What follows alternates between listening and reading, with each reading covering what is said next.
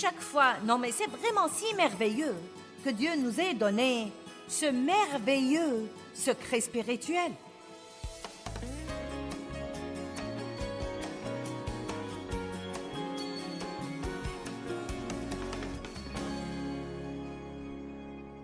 Les paroles ont une puissance créative. Quand Dieu a commencé à créer ce que nous connaissons maintenant comme le monde, il a dit quelque chose. Il n'a pas juste pensé, il a dit que la lumière soit. Il a annoncé d'avance ce qu'il voulait voir arriver. La puissance des paroles a divers aspects dont nous pouvons parler. Nous avons dit la nuit dernière que les paroles de notre bouche affectent l'onction sur nos vies, ou la puissance de Dieu sur nos vies, ou la présence de Dieu dans nos vies, et que parfois nous parlons d'une façon qui attriste le Saint-Esprit, et nous sentons par conséquent moins sa présence dans nos vies. Nous nous sentons affaiblis plutôt que fortifiés pour faire les choses que nous voulons faire. Vous pouvez donc accroître la puissance dans votre vie en apprenant à mieux parler. Et qui ne voudrait pas faire ça? Si vous savez que vous pouvez accroître la puissance dans votre vie en apprenant à mieux parler, qui ne voudrait pas faire ça? Eh bien, je vais vous apprendre aujourd'hui comment vous pouvez instantanément accroître votre joie. Instantanément. Non mais, vous pourriez avoir cet après-midi plus de joie que vous n'auriez eu si vous n'étiez pas là aujourd'hui pour écouter ce que je me prépare à vous dire. Parce que vos paroles affectent non seulement votre niveau de joie, mais encore le niveau de joie de toutes les personnes qui vous entourent. Votre salut a-t-il atteint votre bouche? Votre bouche est-elle sauvée? Je me souviens que le Seigneur, il y a très longtemps, m'a dit « Tu sais, Joyce, tu es sauvée, mais tu n'en as sûrement pas l'air. Il est temps que ta bouche soit sauvée aussi. » Et donc, je crois que Dieu a amené certains d'entre vous ici parce qu'il est temps que vous mettiez vos lèvres sur l'autel.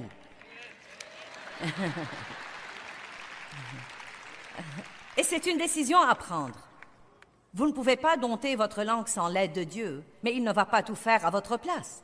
Et vous n'allez rien faire si vous ne comprenez pas l'importance de la puissance des paroles. Les paroles contiennent de la puissance, et cette puissance est soit créative, soit cette puissance est destructive. J'ai un verre là, et je peux vraiment y mettre tout ce que je voudrais. C'est mon verre. Eh bien, votre bouche est votre bouche, et vous pouvez y mettre tout ce que vous voudrez. J'ai de l'eau douce et fraîche ici. Elle me rafraîchira aujourd'hui quand j'aurai soif en prêchant, mais j'aurais pu aussi la remplir de boue si j'avais voulu. Et donc, nous devons commencer à prendre la responsabilité des paroles qui sortent de notre bouche. Nous pouvons bénir les gens par nos paroles. Nous pouvons aussi les maudire par nos paroles. La mort et la vie sont au pouvoir de la langue. Regardons Jacques 1, 26. Bien, maintenant lisons ça. Si quelqu'un se croit religieux, et je suis sûre que c'est nous, oui, nous sommes le groupe religieux, observant pieusement les obligations extérieures de sa foi et qu'il ne tienne pas sa langue en bride, mais trompe son propre cœur, le service religieux de cet homme est vain, futile et stérile. Que quelqu'un dise « Waouh ». Maintenant, il y a bien sûr des gens qui comprennent ça et qui exercent beaucoup de maîtrise de soi avec leur bouche. Mais honnêtement et sincèrement, parfois, les gens extrêmement religieux, surtout s'ils penchent vers le côté légaliste de la religion, ces gens peuvent être certains des pires jaseurs au monde parce qu'ils se croient si religieux qu'ils commencent à mépriser les autres personnes et ils commencent à critiquer ou à juger tout ce que font toutes les autres personnes. Et donc la Bible nous le fait bien comprendre, l'apôtre Jacques nous le fait bien comprendre. Si vous vous croyez religieux, si vous vous croyez spirituel ou si vous vous croyez spirituellement mûr et que vous ne tenez pas votre langue en bride, vous vous trompez et votre service religieux est vain et futile. Je crois que ça ne change rien pour Dieu que nous nous assemblions dans nos églises et dans nos édifices et que nous chantions ces beaux cantiques d'adoration si nous allons en sortir et maudire les hommes de la même bouche qui vient de le chanter et de le louer. Je ne sais pas ce que vous en pensez, mais pour moi, je suis contente de prêcher ça ce week-end parce que j'ai besoin de rappels sur ce plan tout le temps. Combien d'entre vous peuvent dire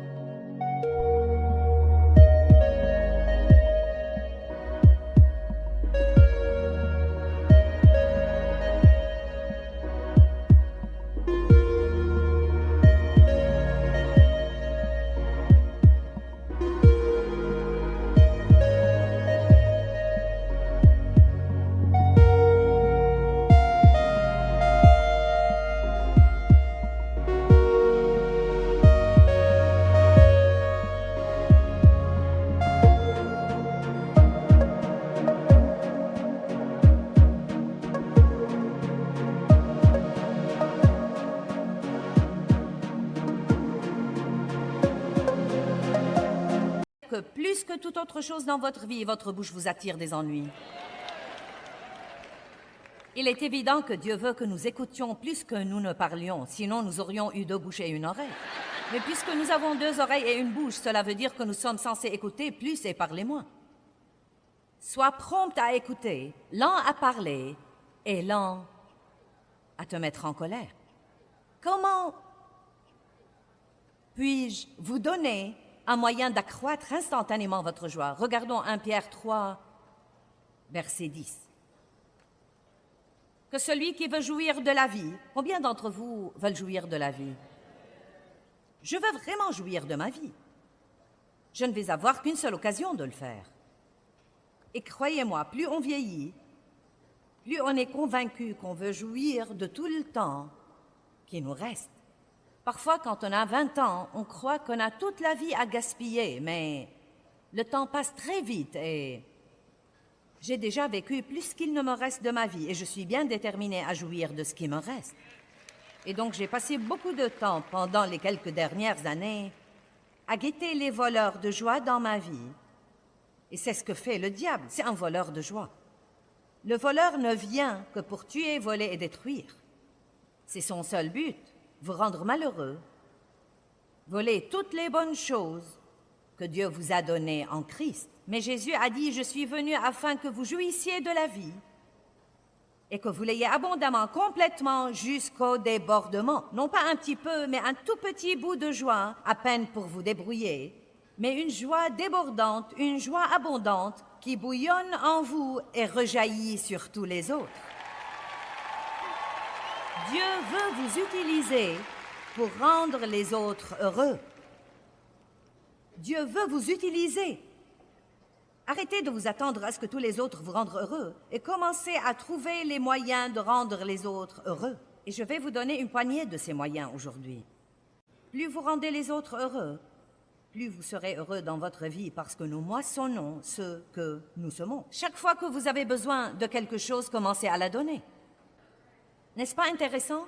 Chaque fois, non mais c'est vraiment si merveilleux que Dieu nous ait donné ce merveilleux secret spirituel. Chaque fois qu'il vous faut plus d'une chose dans votre vie, commencez à la donner et elle commencera à vous revenir sous forme de moisson. Mais si vous donnez des choses négatives, Allez-y, ne soyez pas miséricordieux, ne donnez plus la miséricorde. Et quand vous aurez besoin de miséricorde, vous ne l'aurez pas. Soyez critiques et dites des choses blessantes aux autres, puis attendez. Quelqu'un vous dira quelque chose qui va vous blesser profondément. Et vous savez quoi? Vous allez le mériter parce que vous l'avez dispensé. C'est étonnant que nous n'arrivions pas à croire les choses que les gens nous disent alors que nous avons dit exactement les mêmes choses. Et nous l'avons oublié. Je suis contente que certains d'entre vous sourient. Je prêche mieux quand vous souriez. Que celui qui veut jouir de la vie et voir des jours heureux, heureux que ce soit visible ou pas, et j'aime ça.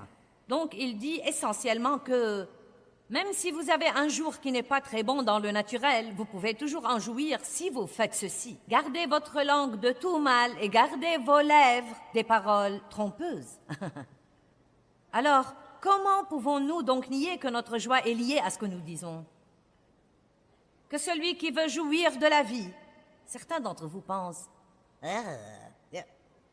ça ne peut pas être aussi simple que ça. Eh bien, essayez. Qu'est-ce que vous avez déjà dit ce matin?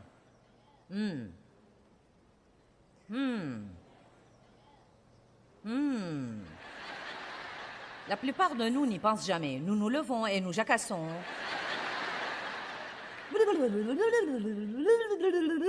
Toute la journée. Des milliers et des milliers de paroles dont la plupart sont inutiles. Bavardage inutile, propos inutiles. Et la Bible dit que celui qui parle beaucoup ne manque pas de péché. Et j'aime parler, je suis une grande causeuse. Mais j'ai appris que je dois dire des choses qui ont une puissance positive en elles et ne pas dire des tas de trucs qui vont empoisonner mon esprit et l'esprit de tous ceux qui m'entourent. Amen. Vous pouvez utiliser votre bouche pour être une bénédiction pour les autres.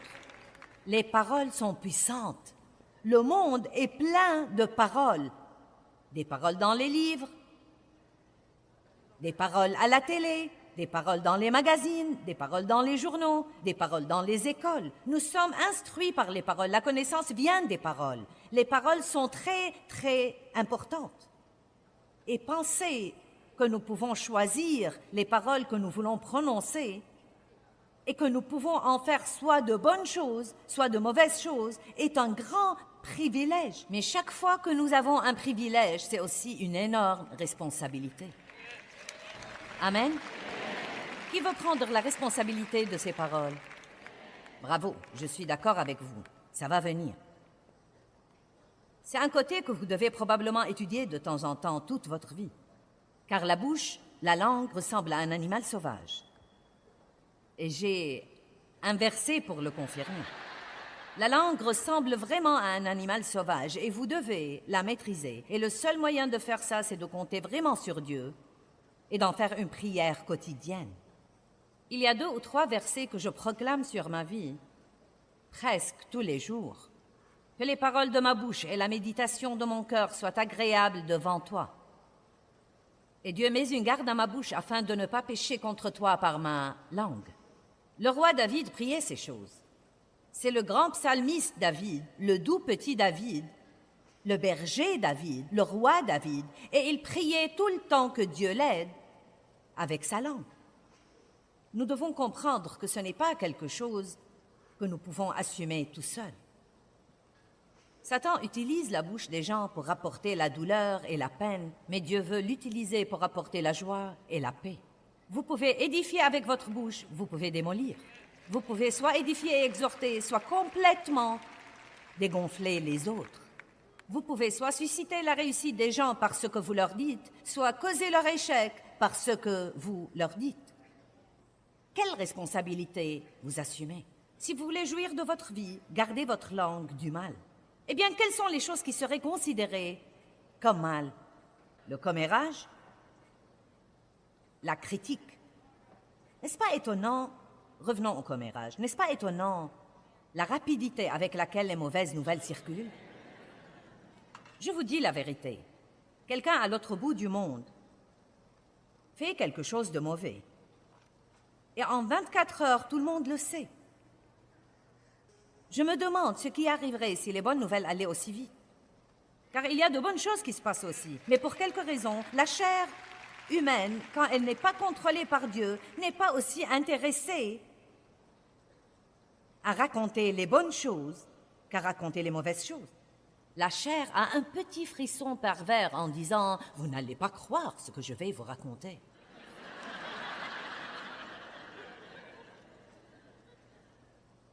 Commérage critique. Qu'est-ce qui arriverait si vous vous abstenez de faire des commentaires critiques aux gens? Sont-ils vraiment nécessaires? Les gens ont-ils vraiment besoin que nous leur disions qu'ils ont des faiblesses et des problèmes sur certains plans? La plupart savent déjà les problèmes qu'ils ont. Nous n'avons pas besoin que quelqu'un d'autre vienne nous les confirmer. Le diable nous tabasse déjà tous les jours. Nous n'avons pas besoin de ça de nos bien-aimés. Être impoli, critique, murmurant. Nous allons consacrer un message entier au murmure. Critiquer, trahir les secrets. Ouh! Pouvez-vous garder le secret quand on vous raconte des trucs? Peut-on vous faire confiance? Peut-on compter sur vous pour ne pas raconter des trucs, même si on ne vous a pas dit de ne pas les raconter? Avez-vous assez de sagesse pour garder le secret des autres et comprendre que s'ils veulent les raconter, vous devez les laisser les raconter eux-mêmes? Il est très dur de trouver quelqu'un aujourd'hui à qui vous pouvez vous confier et être sûr qu'il va garder votre secret.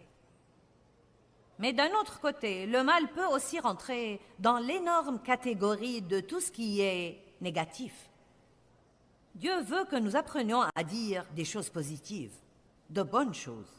Maintenant, oui, il y a des problèmes dans le monde et nous n'allons pas ignorer les problèmes, mais nous ne devons pas rabâcher les problèmes. Et c'est comme ça que j'ai senti que Dieu veut vous l'expliquer. N'ignorez pas vos problèmes. Les problèmes sont là, nous avons des problèmes, mais nous ne devons pas les rabâcher. Nous ne devons pas en parler, et en parler, et en parler, et en parler, et en parler, et en parler. Si vous avez besoin que quelqu'un prie pour un problème donné, et s'il ne lit pas dans vos pensées, dites-lui votre problème. Mais continuez en disant « Et je crois que Dieu va travailler dans ma vie. J'apprécierai vraiment tes prières. » Ensuite, vous ne devez pas en parler, et en parler, et en parler, et en parler. Plus vous parlez de vos problèmes, plus vous allez vous rendre malheureux.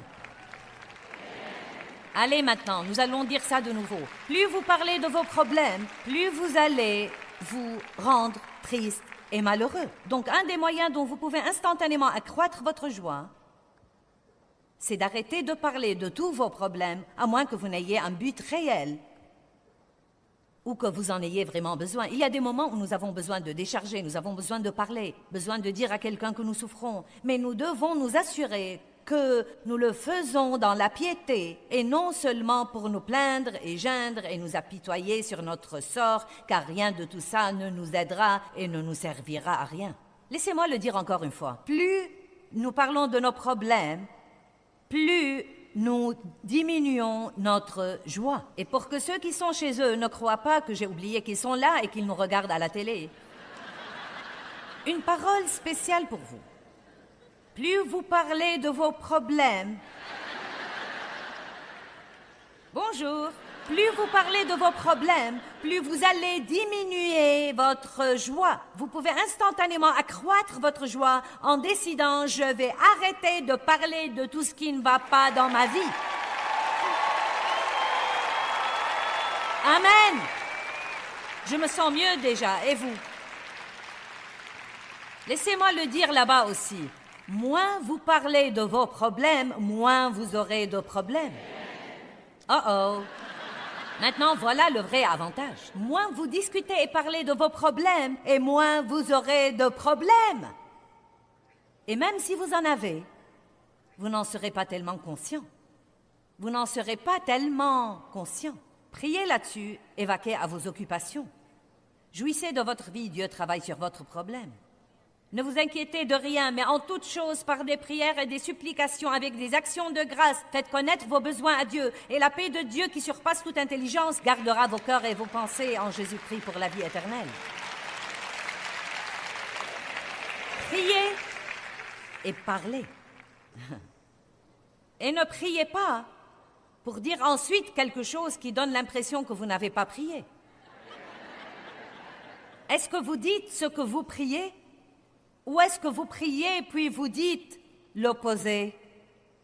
Allez, j'ai trouvé que c'était plutôt chouette. Priez et parlez. Si Dave va écrire des poèmes, eh bien moi aussi.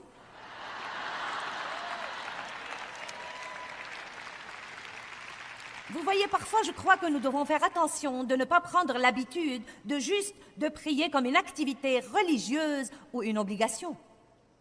Mais quand nous prions et que nous demandons à Dieu de changer quelque chose dans nos vies, est-ce que nous libérons notre foi et nous croyons vraiment à ce moment-là, au moment où nous prions, que Dieu va travailler sur cette situation?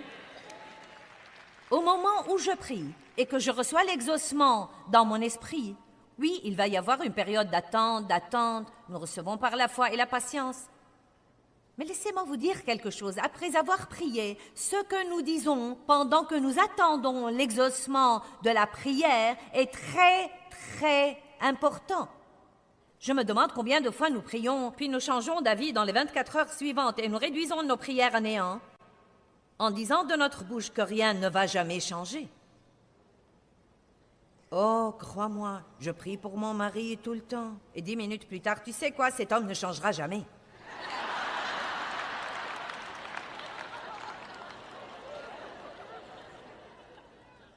Je prie vraiment pour mes finances. Je prie Dieu de me donner une augmentation.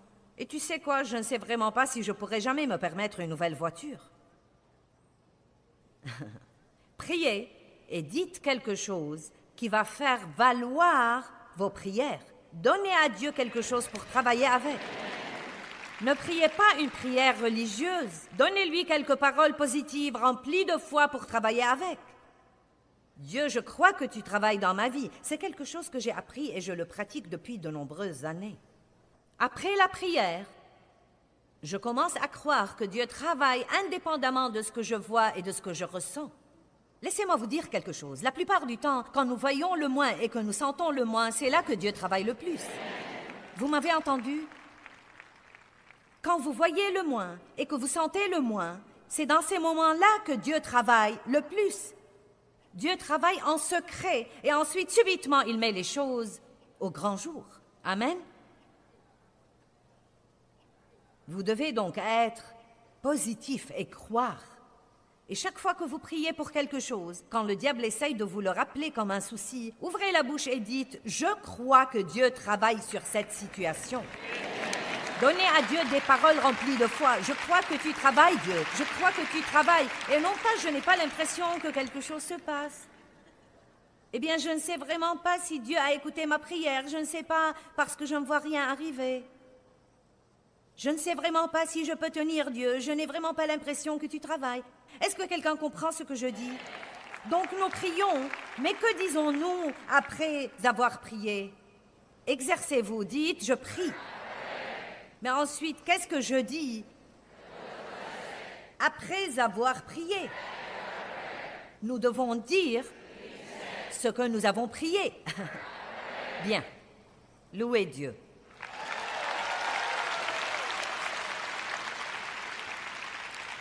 Nombre 13.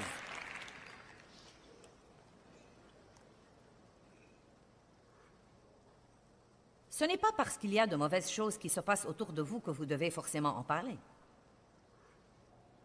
Peut-être que vous travaillez dans une société et qu'il y a là 2 choses qui vous exaspèrent. Mais oui, vous pensez, il y a plus que 2 choses, ma chère.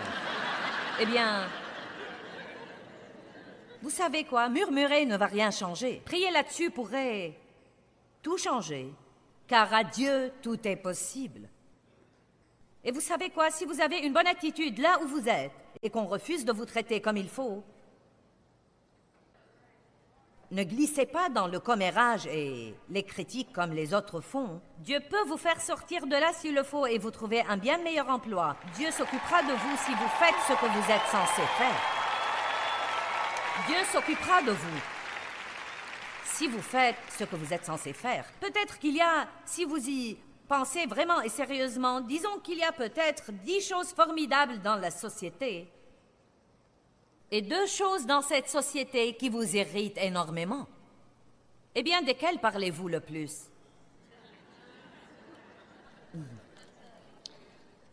Je vais vous laisser y penser une minute.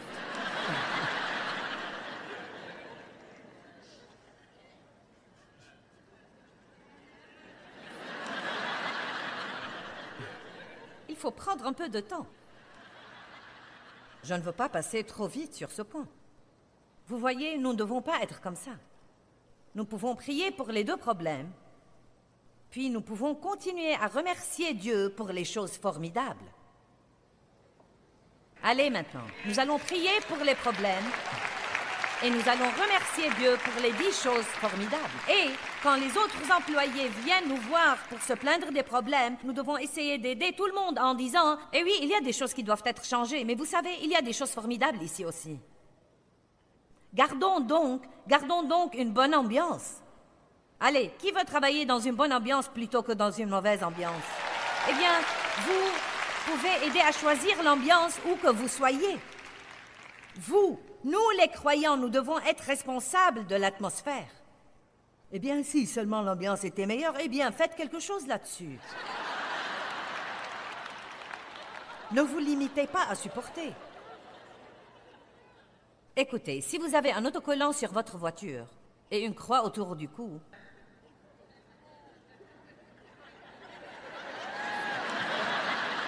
et si vous vous asseyez à la table du déjeuner et que vous potinez comme tous les autres, ne croyez pas un seul instant qu'ils ne vous jugeront pas.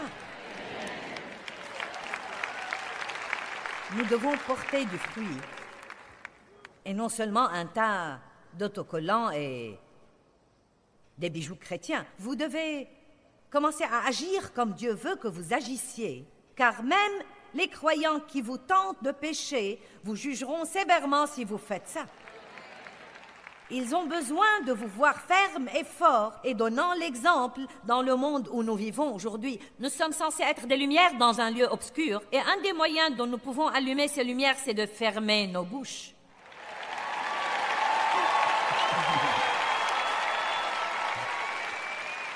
Au moins fermez-les jusqu'à ce que quelque chose de bien en sorte. Et vous savez, le Saint-Esprit, si vous commencez à prier là-dessus, le Saint-Esprit vous convaincra juste avant d'être prêt.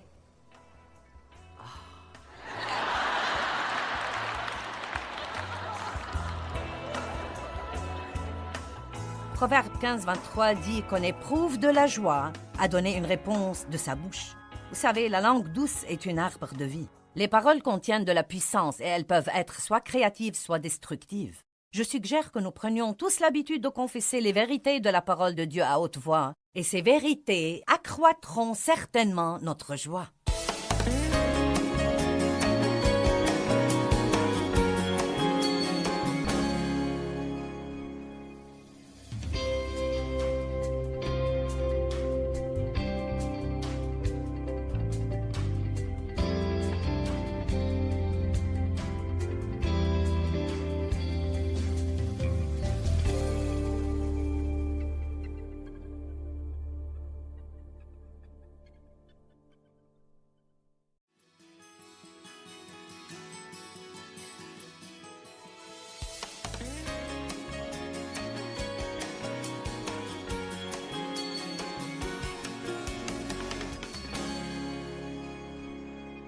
Si on peut accroître la puissance dans notre vie en apprenant à mieux parler, qui ne voulait pas faire ça? Si vous savez que vous pouvez accroître la puissance dans votre vie en apprenant à mieux parler, qui ne voudrait pas faire ça? Eh bien, je vais vous apprendre aujourd'hui comment vous pouvez instantanément accroître votre joie. Instantanément. Non, mais vous pouvez avoir cet après-midi plus de joie que vous n'auriez eu si vous n'étiez pas là aujourd'hui pour écouter ce que je me prépare à vous dire, parce que vos paroles affectent non seulement votre niveau de joie, mais encore le niveau de joie de toutes les personnes qui vous entourent. Votre salut a-t-il atteint votre bouche? Votre bouche est-elle sauvée? Je me souviens que le Seigneur m'a dit il y a très longtemps, « Tu sais, Joyce, tu es sauvée, mais tu n'en as sûrement pas l'air. Il est temps que ta bouche soit sauvée aussi. » Et donc, je pense que Dieu a amené certains d'entre vous ici parce qu'il est le temps que vous mettiez vos lèvres sur l'autel.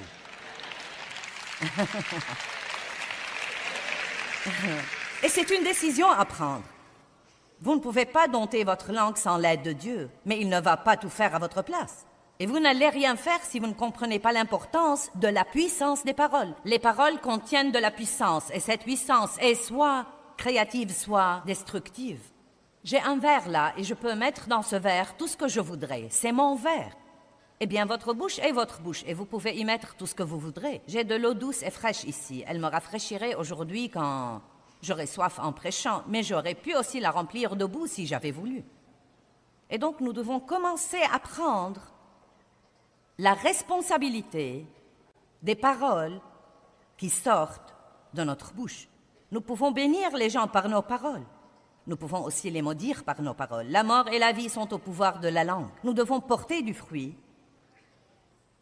et non seulement un tas d'autocollants et des bijoux chrétiens. Vous devez commencer à agir comme Dieu veut que vous agissiez, car même les incroyants qui vous tentent de pécher vous jugeront sévèrement si vous faites ça. Ils ont besoin de vous voir debout et fort et donner l'exemple dans le monde où nous vivons aujourd'hui. Nous sommes censés être des lumières dans un lieu obscur et un des moyens dont nous pouvons allumer ces lumières, c'est de fermer nos bouches.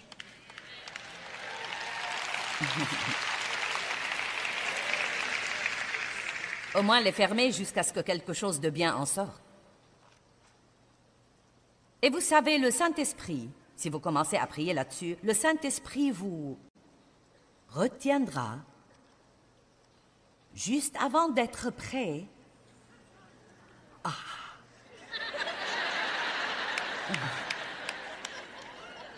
Ah. Mm.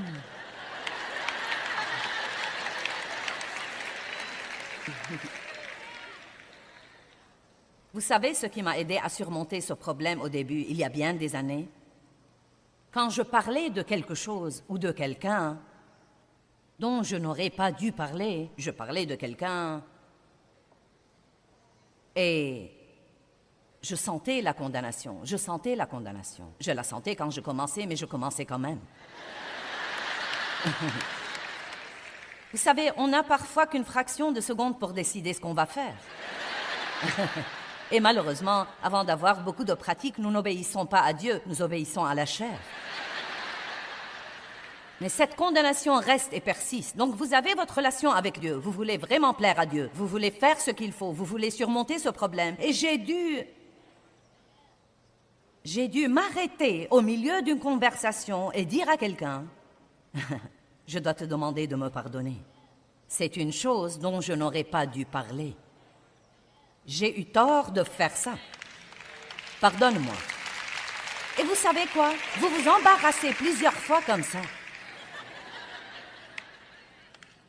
Allez, vous vous embarrassez plusieurs fois comme ça, vous vous dénoncez publiquement et vous en arrivez au point où, dès que vous recevez cette condamnation, le Saint-Esprit intervient dans nos vies pour nous guider tous les jours.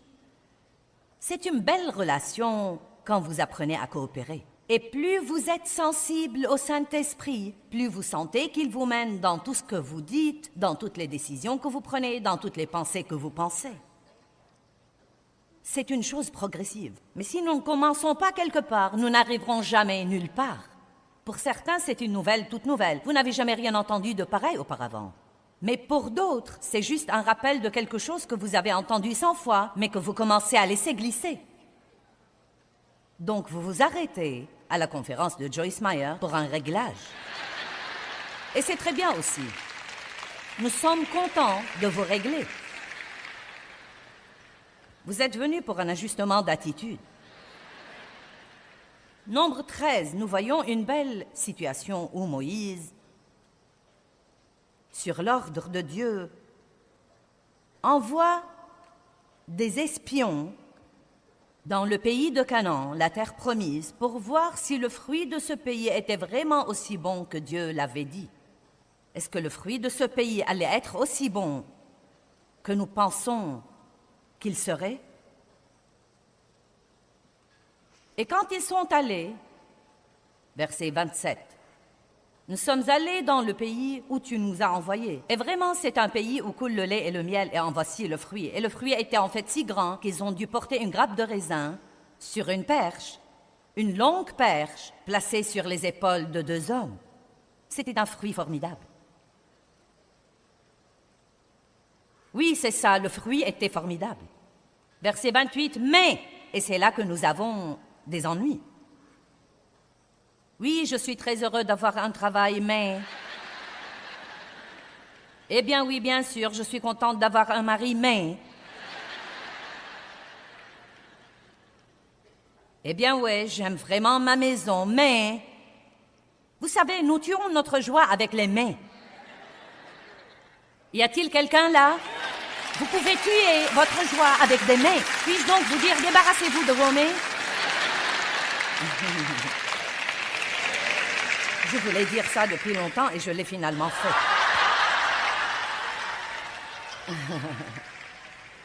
Eh bien, je ne veux pas aller plus loin. Juste débarrassez-vous des bien ouais mais, bien ouais mais, bien ouais mais, bien ouais mais. Oubliez tout ça. Oui, le fruit est formidable. Ce qu'a dit Dieu est absolument vrai. Mais le peuple qui habite ce pays est plus...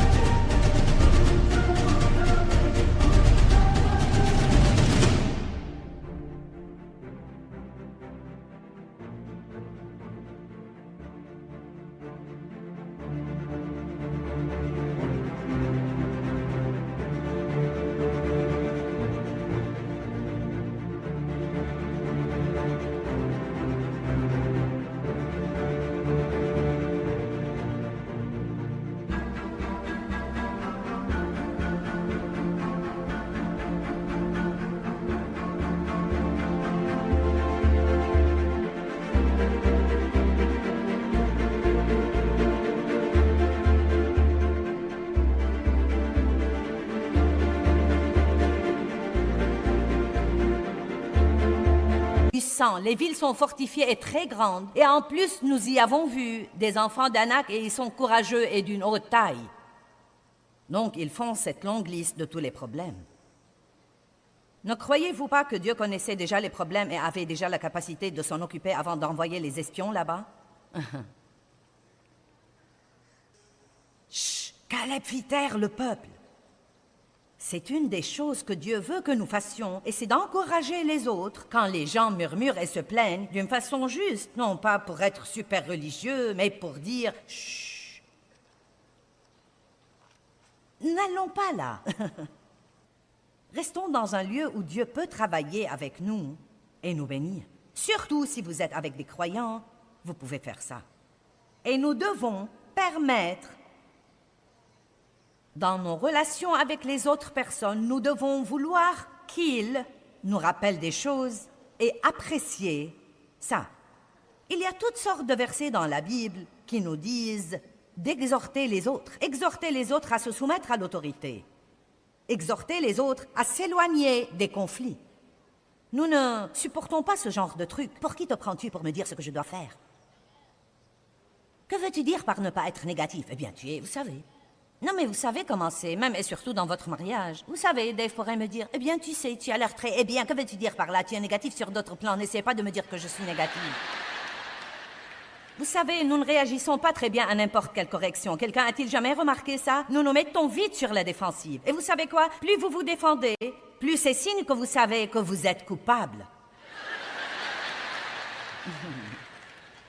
Wouhou! Caleb a dit « Chut » verset 30. « Montons et prenons possession du pays, car nous sommes bien capables de le faire. » Mais les hommes qui étaient avec lui dirent « Nous ne pouvons pas. »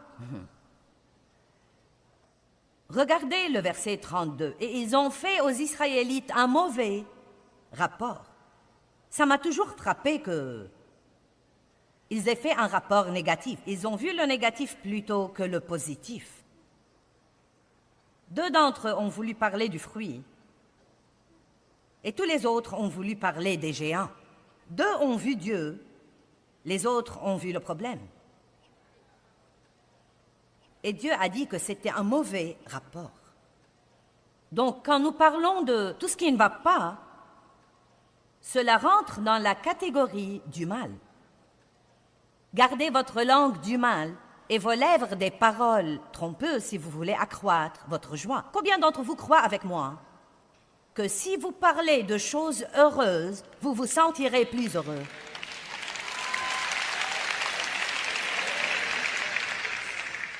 Jacques 3, 6 à 8.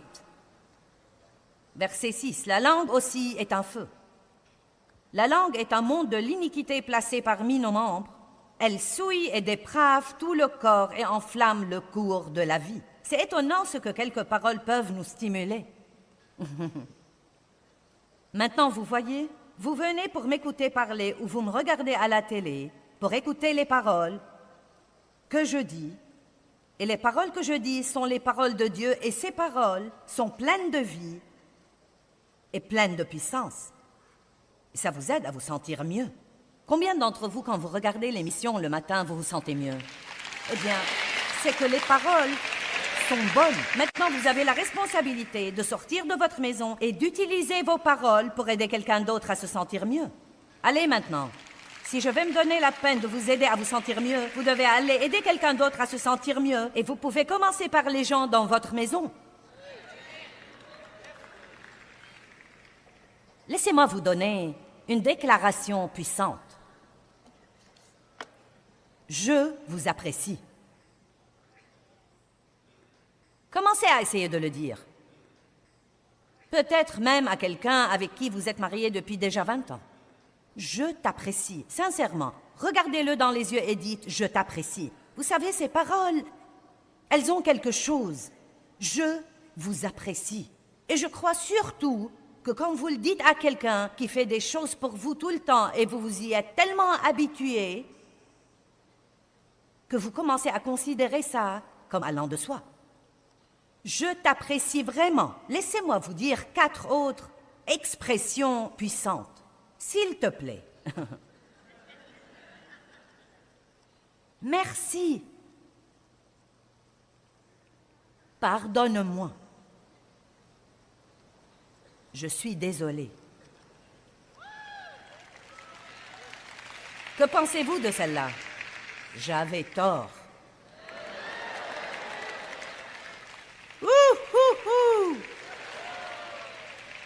Savez-vous combien de querelles vous pouvez vous épargner en disant simplement « j'avais tort » 3 petits mots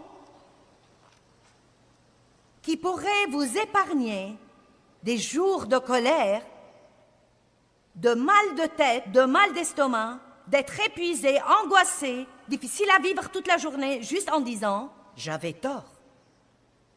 Je suis désolée. Vous n'avez pas tous l'air d'être prêts à faire ça, je ne sais pas. Allez, exerçons-nous, dites « j'avais tort ». Ah. T'es-tu exercé, Dave, car je veux l'entendre davantage.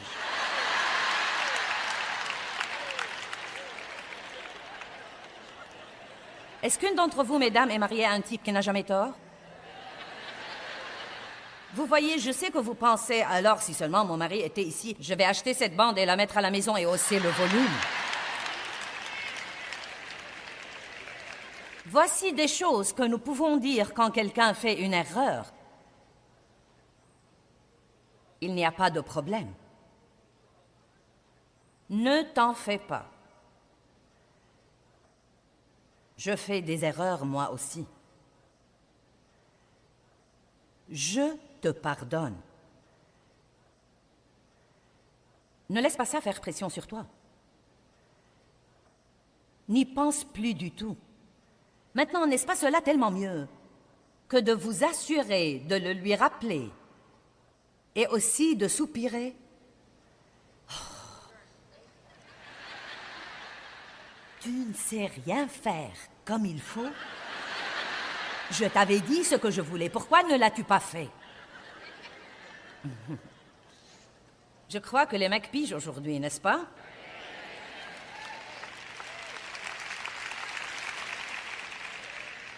Proverbe 18, verset 20.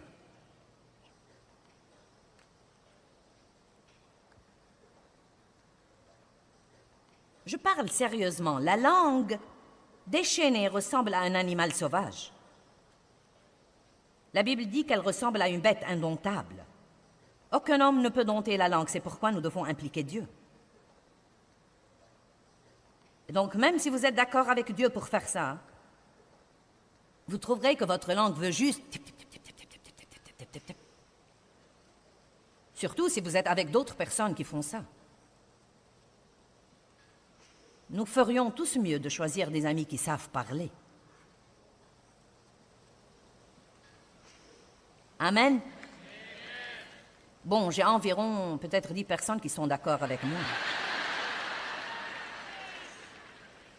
Combien d'entre vous passent trop de temps avec des gens qui potinent et critiquent et ont toutes sortes de... Vous voyez, regardez-moi ça. Regardez-moi ça, eh bien, faites-vous d'autres amis. Eh bien, je suis mariée au mien.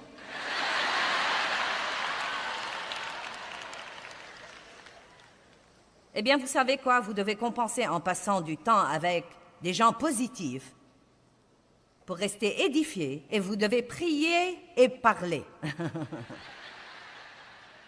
Je prie pour toi et l'attitude dans notre maison va changer. Je prie et je parle. Verset 20, c'est du fruit de sa bouche que l'homme rassasie sa personnalité morale. C'est du produit de ses paroles que l'homme se rassasie, que ses paroles soient bonnes ou mauvaises. Toute œuvre ressemble à une graine et elle apporte une conséquence ou une récolte dans notre vie.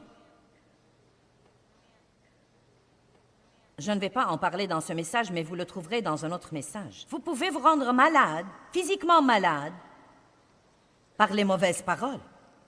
Et vous pouvez aussi libérer la guérison dans votre vie par les bonnes paroles. Oui. La mort et la vie. La mort et la vie sont au pouvoir de la langue. Quiconque lui donne libre cours en mangera les fruits pour la mort ou pour la vie. Vous mangez vos paroles. Ma vie pue. Eh bien, vous devez changer peut-être ce que vous dites.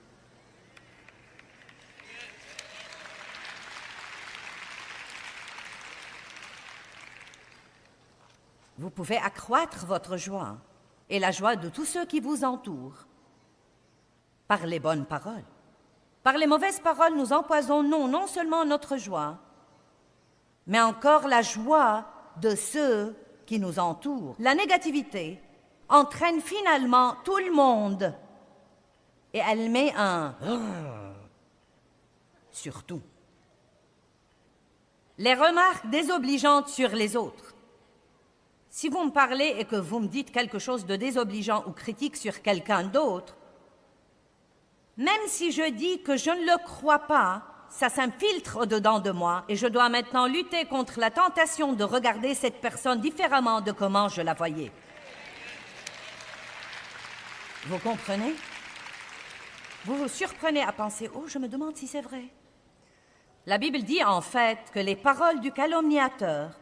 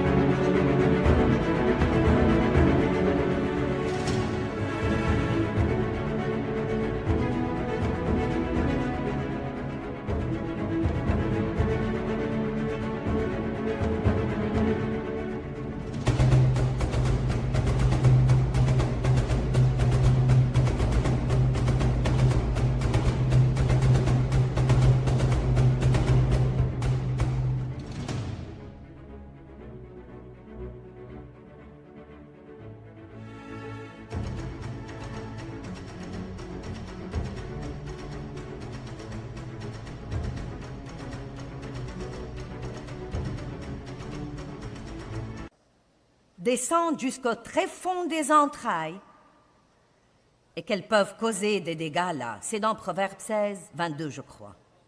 Oui, c'est dans Proverbe 26, 22. Bon, parlons de vos paroles dans les épreuves pour une minute. Ce que nous disons dans les épreuves détermine partiellement combien nous en aurons dans l'avenir. Ce que vous dites dans le désert détermine le temps que vous allez passer là. Allez maintenant. Ce que nous disons dans nos épreuves et tribulations présentes détermine combien elles vont durer. Détermine partiellement combien elles vont durer. Plaignez-vous et restez collés, louez et soyez élevés.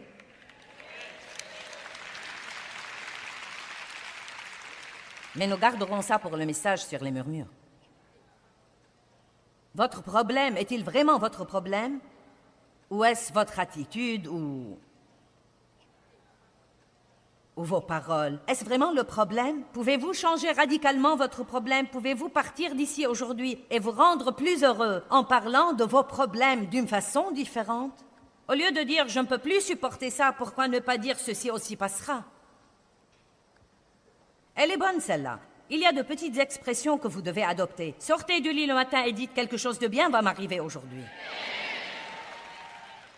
Et chaque fois que quelqu'un vous parle et vous dit « eh bien, je suis au courant de votre problème », n'avez-vous pas parfois envie de lui dire « je l'ai vraiment oublié, pouvez-vous vous taire ?»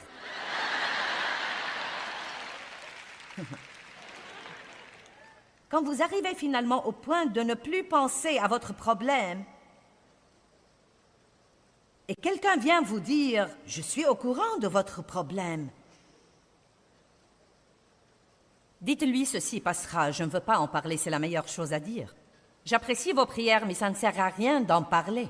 Si j'en parle, ça va m'exaspérer et je ne veux pas être exaspéré. Gardez votre paix. »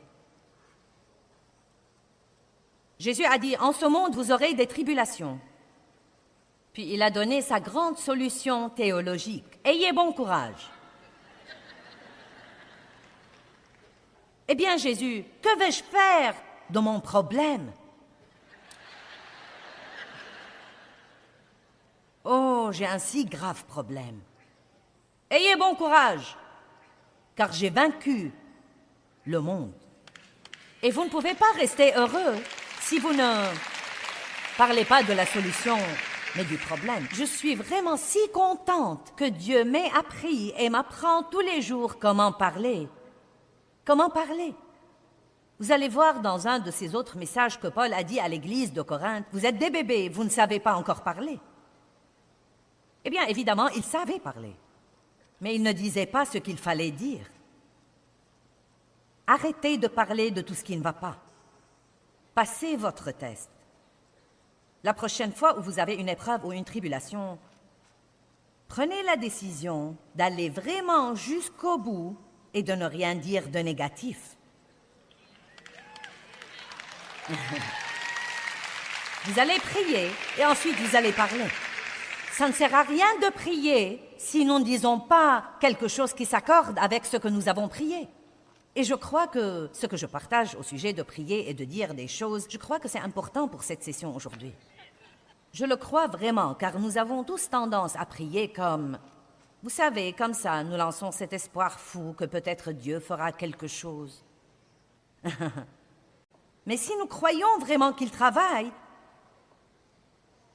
et c'est ce que nous dit en fait la Bible, si nous croyons vraiment que Dieu travaille, j'ai prié et j'ai ouvert une porte à Dieu pour travailler, et je crois que Dieu travaille et je verrai les résultats de mes prières, si je ne dis pas en attendant des tas de trucs stupides qui réduiront mes prières à néant.